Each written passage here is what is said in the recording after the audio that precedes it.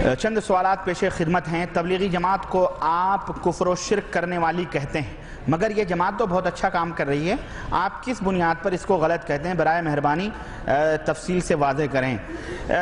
دیکھیں، اس تعلق سے تو میں نے بہت کچھ واضح کیا ہوا ہے، اور یقیناً کفر و شرک والی جماعت اب میں آپ کو کیا بتاؤں، ایک مثال میں دے دوں۔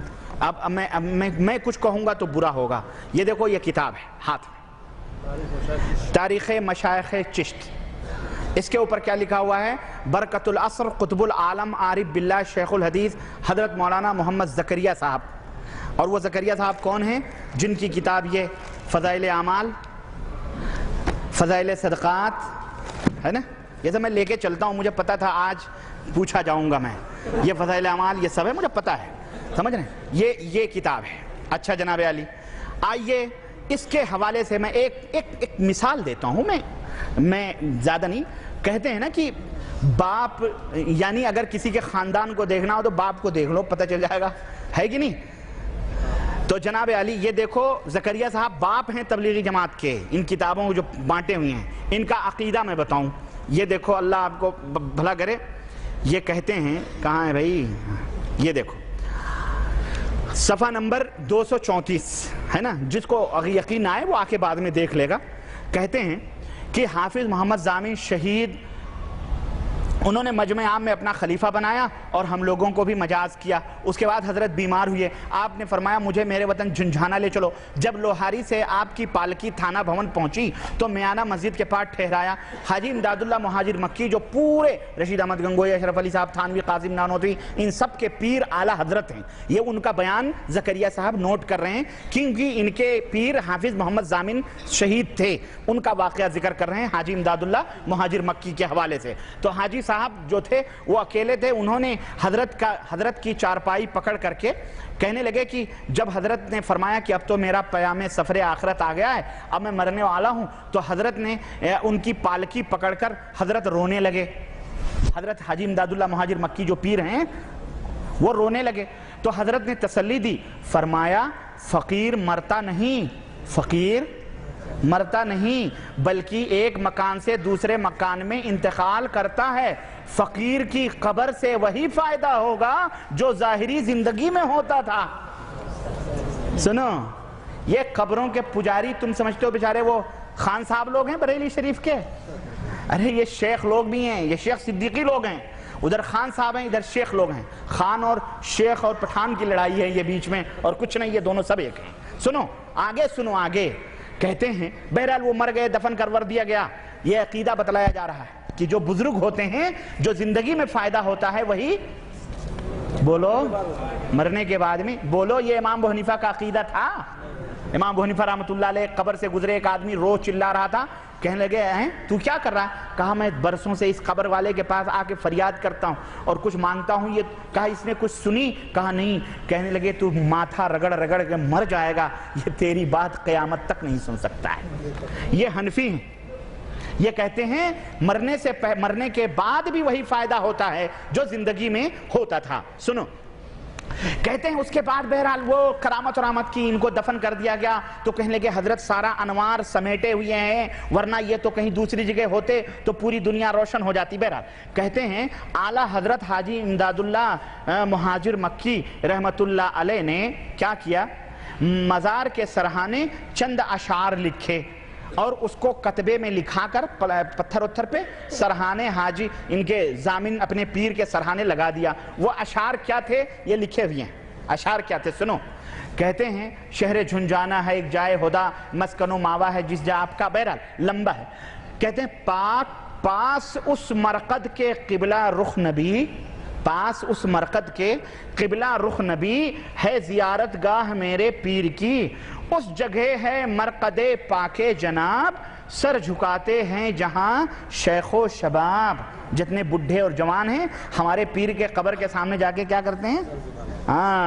سر جھکاتے ہیں۔ ممتا گپتا نے کچھ دن پہلے بی بی سی لندن میں زین العابدین صاحب جو 26ویں پیڑھی پر خواجہ معین الدین چشتی کے ہیں، اس سے یہی انٹرویو میں کہا کہ وہاں پہ جا کے ہم نے دیکھا ہے لوگ ماتھا ٹیکتے ہیں وہاں، تو پھر تو یہ اس کے اندر بت پرستی کی بو نہیں آتی؟ تو تو کہا نہیں یہ تو ایسے ہی ہے جیسے گرو دکشنا لیتے ہیں ہندو لوگ، اپنے گروؤں اور سادھوؤں کے پیروں کو چھوتے ہیں، گرو دکشنا لیتے ہیں، ایسے بھی ہم لوگ جا کے مزاروں کو گرو دکشنا لیتے ہیں، وہاں بھی جا کے سروں کو جھکاتے ہیں۔ یہ دیکھیں کس طرح سے وہاں میرے پاس وہ ریکارڈ موجود ہے، اور لوگوں نے سنا ہوگا۔ B B C London Mamta Gupta بہت چبھتے ہوئے سوالات کرتی ہے اور لا کے اینڈ پہ چھوڑتی ہے اس طرح سے، شیعہ تک انہوں نے کہلوایا یہ شیعہ ہے، کہلوایا ہے اس نے، اور وہ سے ریکارڈنگ موجود ہے، میں دکھاؤں گا۔ سنو، کہتے ہیں جس کو ہو، اب یہ سنو، یہ کفر سنو، یہ کفر، تم کہتے ہو نا کہ یہ تو کفر و شرک سے ڈانڈے کہاں ملتے ہیں، سنو، جس کو ہو شوق دیدار خدا، جس کو ہووے شوق دیدار خدا، ان کے مرقد کی زیارت کو وہ جا۔ استغفر اللہ۔ یہ تبلیغی جماعت کے سرخیل برکت العصر یہ لکھا ہوا ہے۔ اللہ ایسی برکت سے امت کو محفوظ رکھے۔ یہ برکت ہے، یہ برکت ہے، یہ کفر برکت ہے، یہ برکت تو اچھی چیزیں ہوتی ہیں، یہ کفر تو سنو، کہتے ہیں کہ یعنی پیرو مرشدو مولا میرے حضرت نور محمد نیک پہ، اعتقاد دل سے جو جائے وہاں، اعتقاد دل سے جو جائے وہاں، اس پہ سب اسرار باطن ہو عیاں، جتنے بھی راز کی چیزیں ہیں سب کھل جائیں، اور دیکھتے ہی، سنو یہ سنو، دیکھتے ہی اس کے مجھ کو ہے یقین، اس کو ہو دیدار رب العالمین۔ استغفر اللہ۔ یہ میری کتاب نہیں ہے، مجھے کیوں الزام دیتے ہو؟ مجھے الزام مت دو، آئینے تجھ خود ہی بتا، ان کا تو ہمراز ہے تو، یہ کتاب خود بتلاتی ہے۔ میرے عزیزو، اگر کوئی آدمی نمازی ہو، پرہیزگار ہو، سخاوت کرنے والا ہو، سیٹھ ہو، سب کچھ ہو، ٹھیک ہے، غریبوں یتیموں بیواؤں کی مدد کرنے والا ہو، لیکن وہ تھوڑی سی شراب بھی پی لیتا ہو تو اسے شرابی نہیں کہو گے؟ بولو، شرابی نہیں کہو گے؟ کہو گے یار یہ شرابی ہے، ہمیں نمازی ہے، پرہیزگار ہے، سب کچھ۔ بے عین ہی اسی طرح سے نماز ہے، روزہ ہے، تقویٰ ہے، طہارت ہے، سب ہے، ٹھیک ہے، لیکن شرک ہے۔ کیا ہے؟ شرک ہے، شرک۔ اور شرک ایک ایسا کینسر ہے اور ایک ایسی بلا ہے، انہو من یشرک باللہ فقد حرم اللہ علیہ الجنہ۔ خلاص، تم نماز، روزے، حج، زکاة، سب تقوی، طہارت، اللہ یہ نہیں دیکھے گا، فجعلناہ ھباء منثورا، اللہ اسے ریت کے ذروں کی طرح اڑا دے گا۔ کہاں ہو تم؟ اللہ کے ہاں ان اعمال کی کوئی اہمیت نہیں ہے۔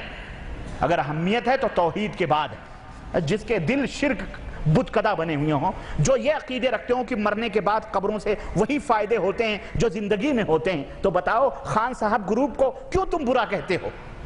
کیوں انہیں مشرک کہتے ہو؟ کیوں قبر پرستی کے اوپر لعنتیں بھیجتے ہو؟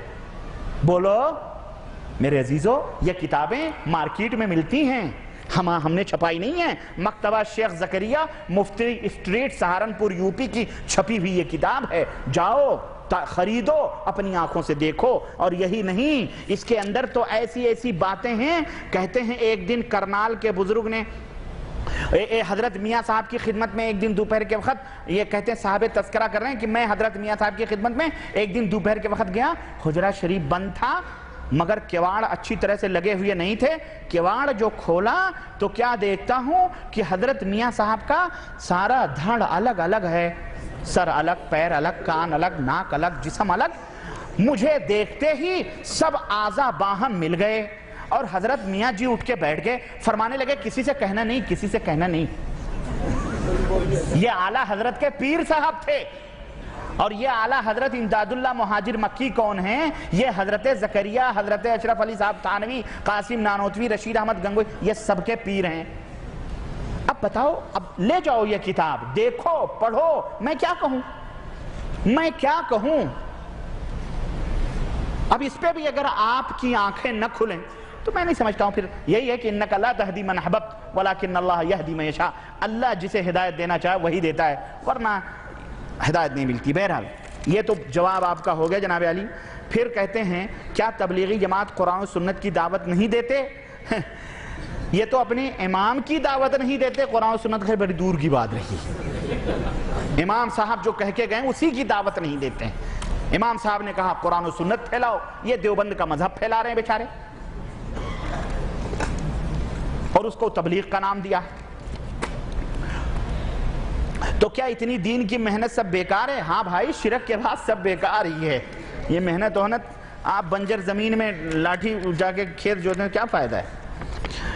اس مسئلے کا قرآن و حدیث کی روشنی میں جواب دیں. کیا رجب کے کنڈوں کی دعوت میں جانا چاہیے جو بالکل بدعت ہیں؟ ہرگز نہیں جانا چاہیے، کیونکہ یہ سب جو ہے یہ جعفر صادق کے کنڈے بھرے جاتے ہیں، اور یہ نام جعفر صادق کا قطعاً اس کا اسلام سے کوئی رشتہ اور تعلق نہیں ہے، بلکہ یہ جو ہے نا ستیہ نارائن کی جو کتھا ہوتی ہے ہندوؤں کے اندر، وہی ستیہ نارائن کی طرح انہوں نے بھی بنایا ہوا ہے. تو یہ تمام سب بدعت اور کافروں سے مشابہت ہے، اس لیے اس کے کھانے ہونے میں شریک نہیں ہونا چاہیے اور نہ ہی اس میں حاضر ہونا چاہیے. 4 امام میں کسی ایک کی تقلید ضروری ہے کیا؟ اما ساری رامائن ختم ہو گئی، پتہ ہی نہیں چلا کہ سیتا مرد تھی کہ عورت. یہ چاروں اماموں نے کہیں یہ نہیں کہا ہے کہ میری تقلید کرو، سمجھ رہے ہیں میرے بھائی، بلکہ سبوں نے کہا ہے اتباع کرو نبی کریم صلی اللہ علیہ وسلم کی. تو جب یہ بیچارے منع کر کے گئے ہیں تو خواہ ان کے پیچھے لگ رہے ہیں بیچاروں کے، ہے کہ نہیں؟ خواہ یہ بیچارے تو دامن جھاڑ رہے ہیں، انکار کر رہے ہیں، پھر بھی ہم ان کے پیچھے لگے ہوئے ہیں، نہیں ہم مانیں گے، ہم کریں گے. جبکہ یہ بیچارے یہ کہہ رہے ہیں کہ تم قرآن و سنت کی اتباع کرو، میرے پیچھے پیچھے نہ چلو. پھر بھی لوگ جو ہے 400 برس کے بعد ابھار کر کے مان رہے ہیں. غلط بات ہے. ایک آدمی جو دین علم میں کچھ سال پڑھا کہہ رہا ہے کہ ہر فرض نماز کے بعد جو دعا امام کے ساتھ لوگ آمین کے ساتھ مانگتے ہیں یہ سنت مؤکدہ ہے. کیا یہ بات صحیح ہے؟ آپ مجھ سے پوچھ رہے ہیں کہ کیا یہ بات صحیح ہے؟ کیا آپ نے اس سے بھی پوچھا کہ تو اس کی کوئی دلیل دے گا؟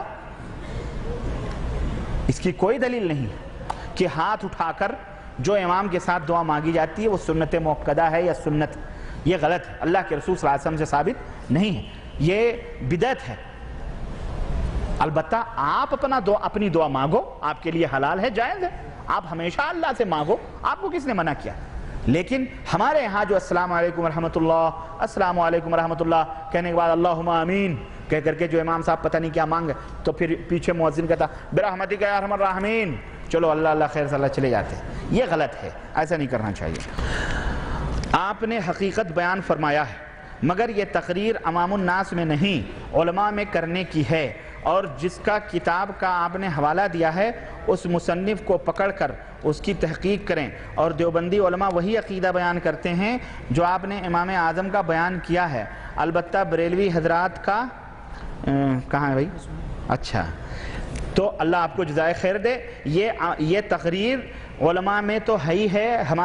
ہمارے جو احباب سن رہے ہیں اللہ کے فضل سے سب لوگ سمجھ چکے ہیں انشاءاللہ. بولو سمجھے ہیں کہ نہیں سمجھے؟ سمجھ رہے؟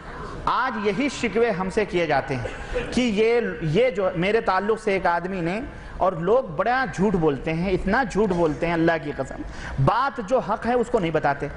اب ایک صاحب ندوے کے ہیں، بہت بڑے عالم ہیں، بہت مشہور ہیں، نام نہیں لوں گا میں، مولانا ابو الحسن ندوی صاحب کے بھانجے ہیں.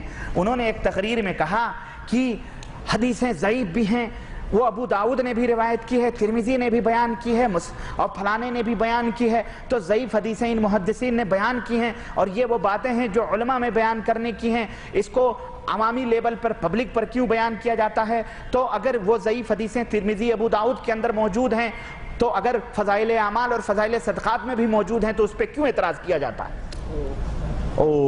میں نے کہا لو میاں، ہم ضعیف اور صحیح حدیثوں پہ اعتراض نہیں کرتے، اس کے اندر جو گند چھپی ہوئی ہے میں عقیدے کی، ہم اس کو بیان کرتے ہیں. کیا سمجھے؟ جو عقیدے کی گند ہے. اچھا، یہ مولوی بھی ہوشیار ہے، یہ عوام میں عقیدے کا ذکر نہیں کرتا، وہیں گھماتا ہے. کیا بس ترمذی میں بھی ضعیف حدیثیں ہیں، نسائی میں بھی ضعیف حدیثیں ہیں، تو اگر حضرت جی نے اس میں ضعیف حدیثیں ذکر کر دی تو کون سا جرم کر دیا؟ بیٹا ذرا عقل سے کام لو، بہکاؤ مت امت کو، جھوٹ مت بولو، اس امت کے اندر یہ گند مت پھیلاؤ، اس کے اندر بدعقیدگیاں ہم نے کھول کا بیان کی ہیں. اور اس نے بھٹکل میں تقریر کی ہے کہ معراج ربانی یہ کیسٹوں کو آگ لگا دو. ہم نے کہا کیسٹوں سے پہلے ان کتابوں کو آگ لگاؤ جس کے اندر یہ گند ہے. استغفر اللہ، اس طرح جھوٹ تھوک کے بھاؤ بولتے ہیں. ہماری بات سنو غور سے، ہم ان بدعقیدگیوں کے خلاف اعلان جہاد کرتے ہیں. اب امت کے سامنے جا کے نہ کہو یہ اماموں کے خلاف اعلان جہاد کرتے ہیں، یہی کہتے ہیں، یہ اللہ کی قسم بھولے بھالے لوگوں کو یہی کہتے ہیں، امام کو نہیں مانتے، اولیاء کو نہیں مانتے، بزرگوں کو نہیں مانتے۔ پدی کا جربہ بڑا ہے امام کا ماننے والا بے غیرت۔ امام کے اوپر تو نہ جانے کتنی غلط تہمتیں تم نے اپنی کتابوں کے اندر لگائی ہیں، استغفر اللہ، جس سے بیچارہ امام ابو حنیفہ رحمۃ اللہ علیہ بری تھے، وہ ہمارے امام تھے، لیکن اپنی گندگیوں کو بچانے کے لیے تم نے امام صاحب رحمۃ اللہ علیہ کی آڑ لی ہے، نعوذ باللہ۔ کل قیامت کے دن برات کا انشاءاللہ وہ اظہار کریں گے۔ تو عوام کے لیے بھی یہ تقریریں ہیں اور علماء حضرات کے لیے بھی۔ علماء کوئی آسمان سے نہیں اترے، ہمارے مولویوں کو بڑا غرور ہوتا ہے، ارے ہم فلانے دارالعلوم سے فارغ ہیں، یہ تو چند دن کا لڑکا ہے، اس کو یہ آیا ہم کو نصیحت کرنے۔ مولانا حضرات معاف کیجئے گا، یہ نصیحتیں، یہ قرآن و حدیث صرف ان جو عوام کے لیے نہیں ہیں، بیچاروں کے لیے، یہ سب کے لیے ہیں۔ اللہ سے اگر ڈرتے ہو تو رجوع کرو قرآن و سنت کی طرف، اگر علم ہے تو، اور اگر دیانت ہے اور امانت کا تمہیں دعویٰ ہے اور تعصب اور بد مذہبی اور بد عقیدیت کے چشمے تم نے نہیں لگائے ہیں تو آؤ ہم تمہیں چیلنج کرتے ہیں کہ ان کتابوں کو پڑھ کر توبہ کرو اور صحیح دین جو قرآن و سنت کا ہے اس کو اپناؤ، چاہے کوئی بھی ہو، اپنے آپ کو مفتی کی سرٹیفکیٹ لے کے نکلے ہو کہ علامہ فلانہ کی لے کے نکلے ہو۔ آپ بڑے اتحاد کی باتیں کر رہے ہیں، لوگوں میں اختلافیں باتیں بتا کر اتفاق کیسے پیدا کر سکتے ہیں؟ میں اختلافی بات کیا ہوں؟ یہ اختلافی باتیں تھیں میاں، یہ اتحاد کی باتیں تھیں، اتحاد کی کہ اتحاد پیدا کیسے ہوگا؟ جب تک کینسر کے اس گوشت کو یا اس رگ کو کاٹو گے نہیں اور کھول کے بتاؤ گے نہیں، تب تک اتحاد کیسے ہوگا بھائی؟ ہم لاگ لپیٹ کے کہنے کے تو عادی نہیں ہے کہ آ جاؤ لا الہ الا اللہ کی طرف، خلاص مسلمان ہو جاؤ، متحد ہو جاؤ۔ بھائی یہ گندگیاں جو شرک و بدعت کی ہیں ان سے پاک ہو، یہی اتحاد کی سب سے بڑی اتحاد کی راہ ہے۔ تعالوا الی کلمۃ سواء بیننا و بینکم، اس کلمے کی طرف آؤ جو ہمارے اور تمہارے درمیان متفق ہے۔ نمبر 1، اللہ نعبد الا اللہ، اللہ کے سوا کسی کی عبادت، ولا نشرک بہ، عبادت بھی اللہ کے سوا کسی نہ کریں اور اللہ کے ساتھ کسی کو شریک بھی نہ کریں، ولا یتخذ بعضنا بعضا اربابا من دون اللہ، اور ہم میں کوئی کسی کی تقلید بھی نہ کرے، ہم میں کوئی کسی کی تقلید بھی نہ کرے، رب نہ بنائے۔ 3 اور چوتھا کیا ہے؟ 4 ہے نا، 3 ہے، عبادت اللہ کے سوا کسی کی نہ کرو، شرک نہ کرو، اور ہم میں کوئی کسی کو رب نہ بنائے۔ فَإِن، اگر اس کو تسلیم کر لیں تو الحمدللہ، اگر نہ تسلیم کریں تو ان سے کہہ دو کہ ہم مسلمان ہیں اور خلاص ہمارا تمہارا کوئی رشتہ نہیں۔ تو توحید یہ مین ہے، اس کے اوپر اتحاد پیدا ہوگا۔ تو ہم اس بیس پر اتحاد کی بات کرتے ہیں، ہم وہ سیاسی اتحاد اور بازی گری کے دعوے دار نہیں ہیں، سمجھ رہے ہیں کہ سب کچھ اسی کے اندر، تو بھی آ جا، تو بھی آ جا، تو بھی آ جا، یہ اتحاد نہیں ہے۔ یہ تو کفر سے کبھی سودا اور اتحاد بدعقیدگی سے نہ محمد الرسول اللہ صلی اللہ علیہ وسلم نے کیا ہے اور نہ ہی اپنی امت کو اس کی دعوت دی ہے۔ سب سے پہلے یہ جو ہمارے یہاں کے علماء لوگ ہیں ان سے میں یہ درخواست کروں گا، اور طلباء اور عوام، کہ لوگوں عقیدہ درست کرو، عقیدہ صحیح نہیں ہے، چاہے وہ بریلی کے پٹھان ہوں یا دیوبند کے شیوخ ہوں، جو اپنی نسبت امام ابو حنیفہ رحمۃ اللہ علیہ کی طرف کرتے ہیں، ان کا عقیدہ امام صاحب کی طرح بولو۔ ارے ایک بات مجھے بڑی عجیب یاد آ گئی، یہ میرے پاس کتاب ہے، یہ دیکھو، عقائد علماء اہل سنت، کیا لکھا ہوا ہے؟ کہاں کی چھپی ہوئی ہے دیکھو، اور یہ کس کی ہے؟ فخر المحدثین حضرت مولانا خلیل احمد سہارنپوری، سرفراز اکیڈمی دیوبند یوپی کی چھپی ہوئی یہ کتاب ہے۔ دارالعلوم دیوبند کے بہت بڑے فخر المحدثین ہیں، ان کی کتاب ہے۔ یار ہم نے جو ابھی کہا نا عقیدہ امام صاحب کا نہیں ہے ان کا، نہ، یہ دیکھو، اللہ، انہوں نے عقیدے میں کوئی اور امام بنایا ہوا بیچاروں نے، بڑے ہوشیار لوگ ہیں یہ، فقہ میں کوئی اور امام ہے، سلوک میں کوئی اور امام ہے، عقیدے میں کوئی اور امام ہے۔ یہ دیکھو حضرت فخر المحدثین فرماتے ہیں، کیا کہتے ہیں کہ اس سے پہلے کہ ہم جواب شروع کریں جاننا چاہیے کہ ہم، صفحہ نمبر 23 ہے، ہم اور ہمارے مشائخ اور ہماری ساری جماعت بحمد اللہ ہم اور ہمارے مشائخ پورے دیوبند کے، اور اس پہ 300 علماء دیوبند کے فتوے، 300 علماء دیوبند کے سائن اور دستخطیں ہیں، یہ بھی سن لو۔ اور یہ دیکھو اتفاق سے کھل گیا صفحہ نمبر 186، اس کے اوپر لکھا ہوا ہے کہ یہ کتاب خلاصے عقائد علماء دیوبند ہے، علماء اہل سنت والجماعت کے عقائد ہیں یہ، اس سے انحراف کرنے والا اہل سنت گروہ سے خارج ہے۔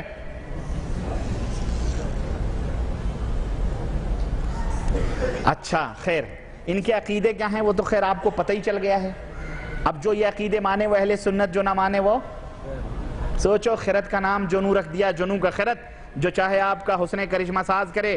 ان کا عقیدہ سنو، ان کا عقیدہ یہ بھی ہے، کہتے ہیں کہ جناب رسول پاک کے جسم مبارک کو جو زمین چھوئے ہوئے ہے علی الاطلاق وہ افضل ہے کعبہ سے، علی الاطلاق افضل ہے عرش سے اور کرسی سے۔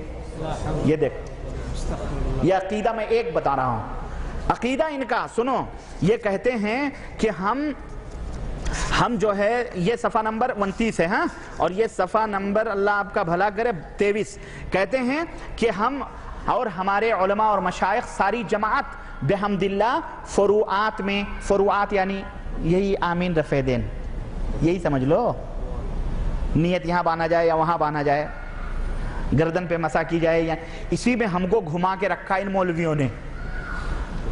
اور میں جنہیں یہ غیر مقلد کہتے ہیں، میں ان اہل حدیثوں سے یہ کہنا چاہوں گا، ذرا تم ان دائروں سے باہر نکلو، تم کو تو انہی میں گھما کے رکھا گیا ہے، اور امت کے سامنے یہ بتلایا گیا ہے کہ ہمارا اور ان کا صرف آمین رفع دین کا اختلاف ہے۔ نا نا نا نا نا نا، ہمارا یہ اختلاف نہیں ہے، ہمارا بنیادی اختلاف ایمان اور عقیدے کا ہے، کیونکہ ایمان اور عقیدہ یہ مشرکانہ ہے، بدعتیانہ ہے، کتابوں سے ان کے ظاہر ہے۔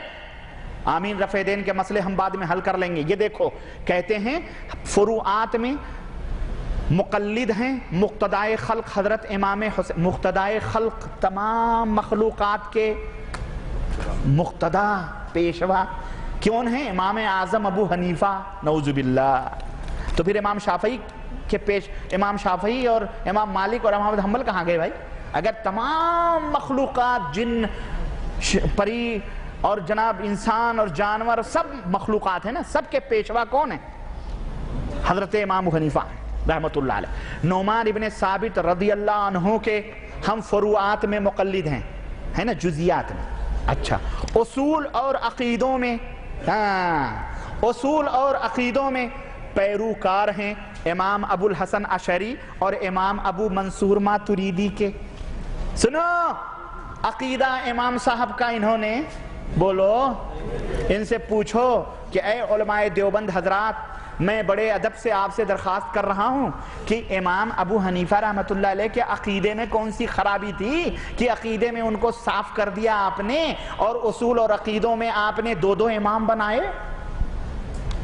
اب جب ایک امام کو انہوں نے چھوڑا، امام اعظم حضرت محمد الرسول اللہ، تو پھر دیکھو کتنے کتنے امام بنانے پڑ رہے ہیں ان بیچاروں کو، اللہ توفیق دے۔ ہم تو یہ کہتے ہیں کہ ہمارا اقتصادیات میں بھی، معاشیات میں بھی، عقیدے میں بھی، عمل میں بھی، اخلاق میں بھی، زندگی کے ہر گوشے اور میدان میں ہمارا ایک ہی امام ہے، اور وہ امام ہے حضرت محمد الرسول اللہ۔ لیکن ان بیچاروں نے ایک امام کی راہ چھوڑی اور دوسرے امام کو پکڑا، تو دیکھو کتنے امام بنا رہے ہیں۔ امام ابو حنیفہ کو کہاں چھانٹ دیا؟ فروعات میں۔ یہ بتاؤ، تمہارا سگا جو ہو وہ سگا بھائی ہے، یا جو پھپھو زاد بھائی کے سالے کا ساڑھو وہ تمہارا سگا ہے؟ بولو، سگا وہی ہے جو خون کا، اصل جہاں ہے جڑ تو امام صاحب کی کٹ کر دی انہوں نے، شاخوں میں گھوم رہے، تو شاخوں میں تم نسبت کس کو کر رہے ہو؟ پورا دین امام ابو حنیفہ کی طرف لوگوں کو بتلایا جا رہا ہے، جبکہ انہوں نے پورا دین امام صاحب سے، انہوں نے جڑ کاٹ دی ہے امام صاحب کی، امام صاحب کی جڑ سے الگ ہیں یہ۔ کہتے ہیں پیروکار ہیں ہم امام ابو الحسن اشعری اور ابو منصور ماتریدی کے، اور یہ دونوں اہل سنت والجماعت کے خلاف عقیدہ رکھنے والے لوگ ہیں۔ اور یہ کہتے ہیں، اور کیا ہوا، اور طریقہ صوفیہ میں ہم کو انتساب حاصل ہے، سلسلہ عالیہ حضرات نقشبندیہ، چشتیہ اور سلسلہ بہیہ قادریہ، طریقہ مردیہ مشائخ سہروردیہ رضی رضی اللہ عنہم کے ساتھ. یہ دیکھ ہاتھ کنگن کوارسی کیا ہے؟ علماء عقائد دیوبند اہل سنت جھوٹ بولنے والے پر کروڑوں لعنتیں، اور اللہ ان کو ہدایت عطا فرمائے. ہم ہمیشہ ہدایت ہی کی دعا کریں. ہمارا کام نہیں ہے کسی کے اوپر لعنتان کرنا. اللہ ان بھائیوں کو ہدایت عطا فرمائے. ہم یہی کہتے ہیں کہ یہ غیر مقلد ہیں. ایک بے عاقل نے کوئی دلیل کہیں، عقل ہو تو دلیل دیں. کسی نے پوچھا کہ حضرت یہ 4 اماموں کی مثال، کہنے لگے اگر تم کو ریاض سے اگر حائل جانا ہو اور تم بس اسٹاپ، کہنے لگے میں بس اسٹاپ پہ آیا، میں نے دیکھا کہ 4 بسیں کھڑی ہوئی ہیں، میں نے کہا یہ بس کہاں جائے گی؟ کہنے لگے حائل جائے گی. یہ بس کہاں جائے گی؟ حائل جائے گی. یہ کہاں جائے گی؟ حائل جائے گی. بولے یہ کہاں جائے گی؟ بولے حائل جائے گی. کہنے لگے چاروں حائل جائے گی تو فرق؟ بولے یہ لگزری بس ہے، یہ اسپیشل بس ہے، یہ پیسنجر ہے، یہ ایکسپریس ہے، یہ لوکل بس ہے. لیکن بسیں چاروں کہاں جا رہی ہیں؟ حائل ہی جا رہی ہیں. تو پھر کسی بھی بس پہ بیٹھ لو، حائل ہی تو جا رہی ہیں. تو ہم جو بس پہ بیٹھ لیں، لگزری بس پہ، امام اعظم کے بس پہ بیٹھے ہوئے ہیں، یہ جا رہی ہے جنت کو. ہم نے کہا بیٹا مثال تو بڑی اچھی دی تم نے، لیکن ہمیں ذرا بتلاؤ ان 4 بسوں سے بھی پہلے کوئی بس اس بس اسٹاپ پہ تھی یا نہیں تھی جو جنت میں جانے والی؟ بھئی جو لوگ ان سے پہلے تھے کیا وہ پیدل ہی بھاگے جا رہے تھے؟ اما اگر وہ پیدل ہی جا رہے تھے تو بہت اچھے تھے، وہ جنت پا کے گئے. وہ تجھے لگزری اور یہ. اور ایک صاحب کہنے لگے میاں اختلاف کیوں کرتے ہو؟ اسلام کے 4 دروازے، اسلام ایک گھر کی طرح ہے. اسلام ایک گھر کی طرح ہے. 4 دروازے، اس دروازے سے جو آ رہا ہے وہ بھی گھر ہی میں آ رہا، شہر میں آ رہا. اسلام ایک شہر کی طرح ہے جس شہر کے 4 دروازے، اس دروازے سے جو آ رہا ہے وہ بھی شہر میں آ رہا ہے، اس دروازے سے جو آ رہا ہے وہ بھی شہر میں آ رہا ہے، اس دروازے سے جو آ رہا ہے وہ بھی شہر میں آ رہا ہے، اور اس دروازے سے جو آ رہا ہے وہ بھی شہر میں آ رہا ہے. تو چاروں ایک ہی شہر میں آ رہے ہیں، تو پھر جھگڑا کس بات کا، اختلاف کس بات کا؟ یہ جدے میں ایک آدمی نے شبہ کی. اللہ، ہم نے کہا ماشاءاللہ سوال تو واقعی شبہ بڑا، سب کو واقعی سی بات ہے پھر اختلاف. تو ہمارے ایک بزرگ تھے، ان سے اصل میں یہ سوال ہوا تھا. انہوں نے کہا کہ واقعی تم نے شبہ تو امت کو گمراہ کرنے کے لیے، ہم تم سے یہ پوچھ رہے ہیں کہ یہ بتلاؤ کہ یہ 4 دروازے 4 امام ہیں، تو یہ 4 مذہب کب یہ اس کی پیدائش ہوئی، ایجاد کب ہوئی؟ تو انہوں نے کہا کہ 400 برس کے بعد. 400 برس کے بعد یہ 4 مذہب بنائے گئے ہیں. اماموں بیچارے تو مر گئے، ان کا تو کہیں پتہ ہی لیتا نہیں، وہ غریب، تو ان کے اوپر 400 برس کے بعد یہ مذہب بنائے. تو بولے 400 مذہب، 400 برس کے بعد یہ 4 مذہب بنائے گئے. تو سوال یہ ہے کہ یہ جو شہر اسلام کا تھا 400 برس پہلے، کیا اس میں کوئی دروازہ نہیں تھا؟ ہے کہ نہیں؟ تو بولے اب کیا کریں؟ اب پھنسی نہیں ہے، کہنا اب کیا کریں؟ بولے تھا. تو بولے تو وہی دروازہ بتاؤ نا امت کو، یہ تو بعد میں کھولے گئے، ان کی کیا ضرورت ہے بھائی وہ دروازہ بتاؤ جو نبی کریم صلی اللہ علیہ وسلم نے کھولا تھا اس شہر میں داخل ہونے کے لیے. ہے کہ تو یہ بڑا گھما پھرا کے بیچاروں کو کچھ نہیں ملتا ہے. کہتے ہیں جی غیر مقلد جو تقلید نہیں کرو گے تو پھر یہ ہوگا کہ تم اپنے مرضی کے مطابق جو چاہو گے کرو گے، بے راہ روی پیدا ہوگی. ان سے کہہ دو آج اپنے آپ کو سواد اعظم کہتے ہو دنیا میں، کہتے ہو کہ نہیں کہتے ہو؟ ارے پاکستان ہی کو لے لو، بہت اکثریت ہے. تو اکثریت ہے، ہندوستان میں بھی اکثریت ہے، تو پھر اللہ کی رحمت تو اکثریت پر نازل ہونی چاہیے کہ نہیں ہونی چاہیے؟ پھر یہ لعنت کیوں برس رہی ہے؟ کیوں جوتے ہم کھا رہے ہیں؟ بولو. اکثریت ہے. یہاں دیکھو مملکت سعودی عربیہ کے اندر کتاب و سنت کے ماننے والوں کی اکثریت ہے کہ نہیں ہے؟ امن و سکون کی برکھا برس رہی ہے کہ نہیں برس رہی ہے؟ ایک ٹرک بھر کر کے سونا لے کے چلے جاؤ، تمہارا اقامہ کاغذ صحیح ہو، ہر ریاض سے تم دمام جاؤ، کوئی تمہیں ٹچ کرنے والا نہیں ہے کہ اس گاڑی میں، اس ٹرک میں کیا ہے. یہ ہے امن و شانتی جس کے بارے میں اللہ نے فرمایا ہے کہ جو لوگ ایمان لائے وَلَمْ يَلْبِسْهُمْ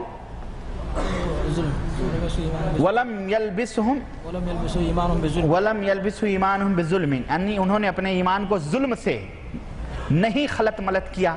تو صحابہ نے کہا ایونا لا یظلم یا رسول اللہ، ہم میں کون ہے جو ظلم نہیں کرتا؟ تو آپ نے فرمایا میاں یہ تھپڑ مارنا، کسی کو گالی، یہ ظلم نہیں، بلکہ حضرت لقمان نے جو اپنے بیٹے سے کہا تھا ان الشرک لظلم عظیم، شرک سب سے بڑا ظلم ہے، یہاں یہ ظلم مراد ہے کہ اپنے ایمان کو اگر تم نے ظلم سے نہیں خلط ملط کیا ہے تو لہم الامن، انہی کے لیے امن اور شانتی ہے اور انہی کے لیے ہدایت بھی ہے۔ تو اللہ کے فضل سے ہدایت بھی مملکت سعودی عربیہ کے اندر ہے اور امن و شانتی بھی اللہ کے فضل سے یہاں موجود ہے۔ کیوں؟ اس لیے کہ یہاں توحید و سنت کی حکمرانی ہے، یہاں توحید و سنت کا راج ہے، اور جس دن توحید و سنت کی دعوت اس ملک سے ختم ہوگی اور یہاں کے عمرہ اور یا اللہ نہ کرے یہاں کے بادشاہ اس سے منہ موڑیں گے، اللہ ذلت و رسوائی تھوپ دے گا۔ یاد رکھو، جب تک توحید و سنت کی سرخروئی موجود ہے اللہ کے رحمت اور اس کے کرم کی برکہ برس رہی ہے، اور جس دن ختم اس دن سب کچھ ختم۔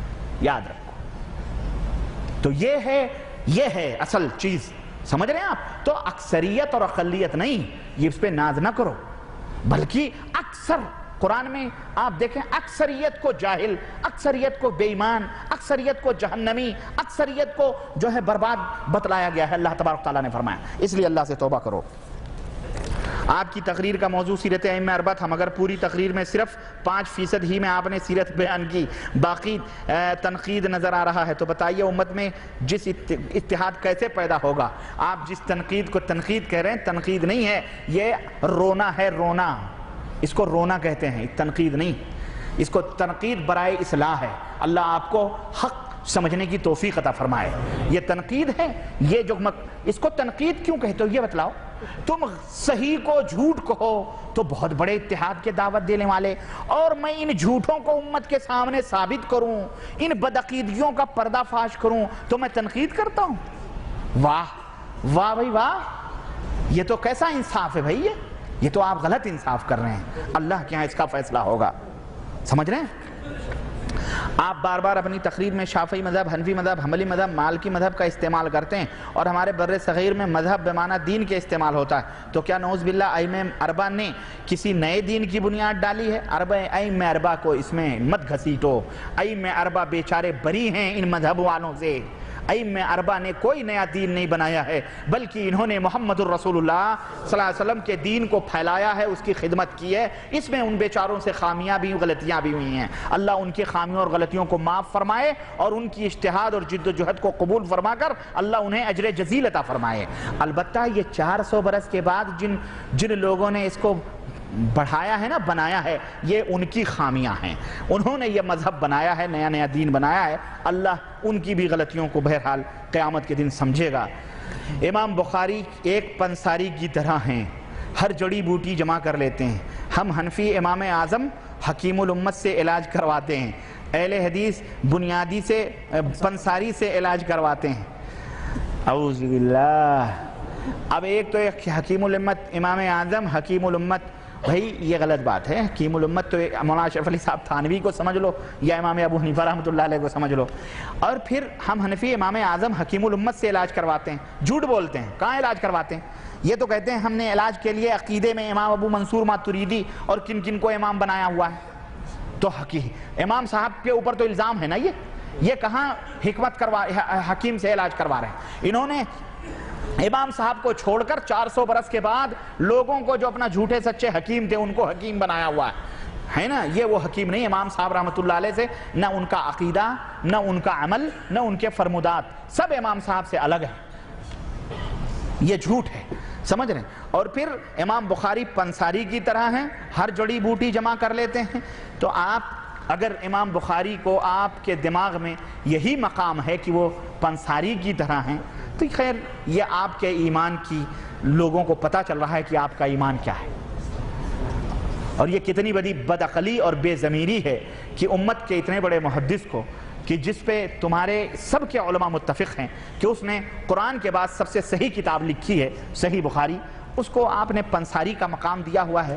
تو بہرحال اللہ آپ کو ہدایت عطا فرمائے، اور اس حنفیت سے جس کے بغض میں اور جس کے حسد میں اندھے ہو کر کے آپ نے یہ بات لکھی ہے، اللہ آپ کو ہدایت عطا فرمائے، اور امام صاحب کے ان پیارے پیارے فرمودات جو انہوں نے فرمائے اس کے اوپر صحیح طور پر عمل کرنے کی توفیق عطا فرمائے، آمین۔ حیدرآباد دکن کے مولانا حمید الدین عاقل حسامی اپنے درس میں کہتے ہیں کہ چاروں اماموں کی منزل ایک ہے لیکن بس الگ الگ بس کی طرح یہ عاقل اس نے نام کس نے رکھ دیا ان کو؟ عقل سے پیدل لوگوں کا کی یہ مثالیں میں نے ابھی دی کہ بھئی وہ ان چاروں بسوں سے پہلے کوئی بس نہیں تھی اسٹیشن پہ ہیں جس کے اوپر صحابہ کرام سوار ہو کر کے گئے، تابعین گئے، خود ائمہ گئے، وہ کس پہ سوار ہو کر کے گئے؟ وہ بس لاؤ، وہ دروازہ لاؤ جو دروازہ محمد الرسول اللہ صلی اللہ علیہ وسلم نے اس شہر میں داخل ہونے کا کھولا تھا۔ امام ابو حنیفہ سپر ڈیلکس ہیں اور دوسرے ڈیلکس ہیں، آپ کی نظر میں یہ سپر ڈیلکس ہی کی طرح ہوں گے، ہماری نظر میں وہ ایک امام ہیں، ہمارے محدث ہیں، اللہ تعالیٰ جو ہے ان کے خدمات کو قبول فرمائے اور ان کے قبر کو نور سے منور فرمائے، آمین۔ تبصرہ کیجئے، تبصرہ میں کر چکا ہوں بہت پہلے۔ اہل حدیث اپنے آپ کو غیر مقلد کہتے ہیں لیکن مسلک ابن تیمیہ اور ابن قیم کے تذکرے کے بغیر نامکمل نظر آتا ہے۔ یہ کسی مولوی کا سوال ہے نا، تو مولانا صاحب آپ کو معلوم ہونا چاہیے، چاہے وہ ابن تیمیہ ہوں چاہے وہ ابن قیم ہوں، اگر انہوں نے غلطی کی ہے نا تو ہم ان کی غلطیوں کے پیچھے نہیں لگتے ہیں، معاف کیجئے گا، ہم قرآن و سنت کو لازم پکڑتے ہیں۔ اور جو آپ نے ہمیں غیر مقلدیت کے طعنے دیے ہیں، براہ کرم دن کا الٹا غیر دن نہیں ہوتا ہے، رات کا الٹا غیر رات نہیں ہوتا ہے، بلکہ دن کا الٹا رات ہے اور رات کا الٹا دن ہوتا ہے۔ تو تقلید کا الٹا اتباع ہے، مقلد کا الٹا متبع ہے، مقلد کا الٹا غیر مقلد نہیں ہوتا، معاف کیجئے گا۔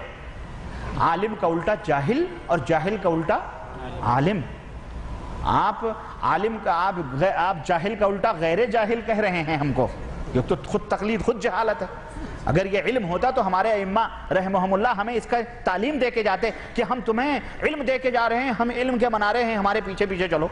ابے کسی امام نے، اور جاؤ پوری دنیا کو یہ چیلنج ہے، اور جتنے تقلیدی برادران ہیں سب کو یہ چیلنج ہے کہ ایک امام کا کوئی صحیح قول اور صحیح نہیں، امام کا کوئی کمزور قول یہ دکھا دو کہ انہوں نے یہ کہا ہے کہ لوگوں میری تقلید کرو، جاؤ تمہیں چھوٹ ہے۔ جب اماموں نے نہیں کہا تو بیچاروں کو کیوں بدنام کرتے ہو خواہ مخواہ؟ تو امام ابن تیمیہ اور قیم کو بیچ میں نہ لاؤ، ان کے جوتے کے خاک کے برابر بھی یہ بریلی اور دیوبند کے خان اور پٹھان نہیں ہو سکتے، شیخ نہیں ہو سکتے ہیں، معاف کیجئے گا۔ قیامت کے دن لوگ اپنے امام یا پیشوا کو تلاش کریں گے، امام یا پیشوا سے کیا مراد ہے؟ جن جن لوگوں کے پیچھے آنکھ بند بند کر کے چلتے تھے ان کو ڈھونڈیں گے، وہی مراد ہے، وہی مراد ہے۔ جو یہاں جس کے پیچھے چلتا تھا وہ وہیں ڈھونڈے گا۔ امام صاحب تو انشاءاللہ جنت میں جائیں گے انشاءاللہ، اور ان کے ماننے والے جو مختلف پارٹیوں میں بنے ہوئے ہیں، وہ کہتا ہے وہ کافر، وہ کہتا ہے وہ کافر، ہے نہیں بھائی؟ دیوبندی بریلی کو کافر کہتا ہے، بریلوی دیوبندی کو غلط کہتے ہیں، کافر کہتے ہیں، کہتے نہیں کہتے؟ تو امام صاحب کس کو جنت میں لے کے جائیں گے بولو؟ ان کو یا ان کو؟ کہیں گے بیٹے تم دونوں فیصلہ کر لو، جس دیے میں جان ہوگی وہ دیا رہ جائے گا، پھر نپٹ دیں گے، ہم تو جا رہے ہیں مع السلامہ، انشاءاللہ وہ تو کھٹکھٹاتے جائیں گے اور یہ پٹ پٹا کے وہیں رہیں گے۔ ایک امام محمد الرسول اللہ صلی اللہ علیہ وسلم، اس کو مانو، اس کے سائے تلے رہو، بقیہ ان کے جو خدمات ہیں سر آنکھوں پہ اچھے ہیں، جو خطائیں ہوئی ہیں اللہ ان کی خطاؤں کو معاف فرمائے گا، ان کی غلطیوں کے پیچھے چلنے کے لیے ہم کو حکم نہیں دیا۔ نمبر 2، اور بیچاروں نے تو برات کا اظہار کر دیا ہے، پھر کیوں ان کو اپنی طرف گھسیٹتے ہو خواہ مخواہ؟ بدعتی اور مشرک اور کافر میں کیا فرق ہے؟ کتاب و سنت سے رہنمائی فرمائیں، ماشاءاللہ۔ بدعتی اس کو کہتے ہیں جو نبی صلی اللہ علیہ وسلم نے نبی صلی اللہ علیہ وسلم کے لائے ہوئے اس دین میں ہے نا کسی ایسے کام کا اضافہ کرے جو نبی سے ثابت نہیں ہے اور اس کو دین سمجھ کے، ثواب سمجھ کے کیا جائے، وہ بدعت ہے، اور ایسا کرنے والا بدعتی ہے اور اس کا ٹھکانہ بھی جہنم ہے۔ مشرک اللہ کی ذات اور اس کے صفات اور اس کی عبادتوں میں شرک کرنے والے کو مشرک کہتے ہیں، اور کافر اللہ کے ذات کو انکار کرنے والا، اللہ کے کسی حکم کا انکار کرنے والا، رکن اسلام کے کسی رکن انکار کرنے والا، کفر کی کئی شکلیں ہے نا، تو یہ کافر ہے نا۔ تو ہر کافر مشرک ضرور ہوتا ہے، لیکن ہر مشرک کافر وَمَا يُؤْمِنُ أَكْثَرُهُمْ باللہ الا وہم مشرکون. بہت سارے مشرک ایسے ہیں جو اللہ پر ایمان لاتے ہیں لیکن اس کے باوجود بھی شرک کرتے ہیں. اگر قبر پرست سلام کرے یا چھینک مارے تو جواب کیسے دیں؟ شیخ عبد القادر جیلانی کہتے ہیں یہ تو مشرک ہے قبر پرست. بدعتی اگر چھینک کرے تو اس پہ رحمک اللہ نہ کہو. بدعتی اگر راستے میں آئے تو اس کے لیے راستے تنگ کر دو. بدعتی اس کا جواب ہی مت دو. شیخ عبد القادر جیلانی بدعتیوں کے اوپر بہت نالا ہیں، خاص طور سے یہ 11ویں 12ویں کرنے والے. ان کو تو دائرہ اسلام میں باندھتے ہی نہیں، وہ تو کافر کہتے ہیں. یہ کافر لوگ غنیت الطالبین کے اندر. تو بہرحال اگر آپ جانتے ہیں کہ یہ قبر پرست ہے اور آپ نے سمجھایا ہے، اس کو بتلایا ہے کہ یہ قبر پرستی شرک ہے، یہ بدعت ہے، اور اس کے بعد بھی نہیں مان رہا ہے، اڑا ہوا ہے، تو بہرحال نہ اس سے سلام ہے نہ اس سے چھینک پہ الحمدللہ رحمت اللہ نہیں کہنا چاہیے. بریلوی امام کے پیچھے ہماری نماز نہیں ہوگی، دیوبندی امام کے پیچھے نماز ہوگی یا نہیں؟ دیکھیں، جس شخص کا بھی عقیدہ ہو، چاہے وہ بریلوی ہو، دیوبندی ہو، کوئی بھی اپنے طرف کہتا ہو، اگر اس کا یہ عقیدہ ہو کہ قبروں سے فیض حاصل ہوتا ہے، قبر کے لوگ غیب جانتے ہیں، قبروں میں سب کچھ کو پتہ چلتا ہے، وہ مر کے بھی لوگوں کو فائدہ پہنچاتے ہیں، اور یا ہمارے پیر کی قبر سے اللہ رب العزت کی دیدار نعوذ باللہ ہو جا، یہ تمام سب مشرکوں کے عقیدے ہیں، اور ایسے لوگوں کے پیچھے نماز ہرگز جائز نہیں، چاہے کوئی بھی ہو. ہم دیوبندی اور وہابی اور پھلانے کی بات نہیں کرتے، ہم عام نسخہ بتلا رہے ہیں. کوئی بھی ہو، کوئی اپنے آپ کو اہل حدیث کہتا ہو، اگر اس طرح کا عقیدہ رکھتا ہو تو مشرک. سمجھ رہے ہیں کہ نہیں سمجھ رہے؟ کوئی بھی. قلندر کس کو کہتے ہیں؟ قلندر گدھے کو کہتے ہیں، ہے نا. جملہ کتنے قلندر ہیں؟ یہ سارے گدھے سارے قلندر ہیں، یہ دمادم مست قلندر ہیں یہ، سمجھ رہے ہیں. اور جو ان کو مانے وہ بھی گدھے ہیں، سمجھ رہے ہیں. اس کی کوئی حقیقت نہیں ہے. ایک آدمی حج کو جا رہا تھا، راستے میں اس کی ماں کا انتقال ہوا، کسی ہاتھ نے آ کر صحیح کیا. یہ واقعہ کہاں تک صحیح ہے؟ یہ فضائل اعمال کے واقعات ہیں، آپ انہی سے پوچھیں کہاں تک صحیح ہیں. بدعقیدگیاں جو پھیلائے جا رہے ہیں، اللہ ہدایت دے. یہ کیا ہے بھائی؟ بخاری پہلے ہے یا حنفی پہلے ہیں؟ تشریح کریں. بخاری پہلے ہیں، نہ حنفی پہلے ہیں نہ بخاری پہلے ہیں. بخاری پہلے ہیں کیونکہ حنفی 400 برس کے بعد پیدا ہوئے، امام بخاری دوسری صدی میں پیدا ہوئے، اس لیے بخاری پہلے ہیں، حنفی بعد میں. اما امام ابو حنیفہ رحمۃ اللہ علیہ وہ الحمدللہ پہلے تھے. تو حنفی اور امام ابو حنیفہ میں بہت فرق ہے بھائی.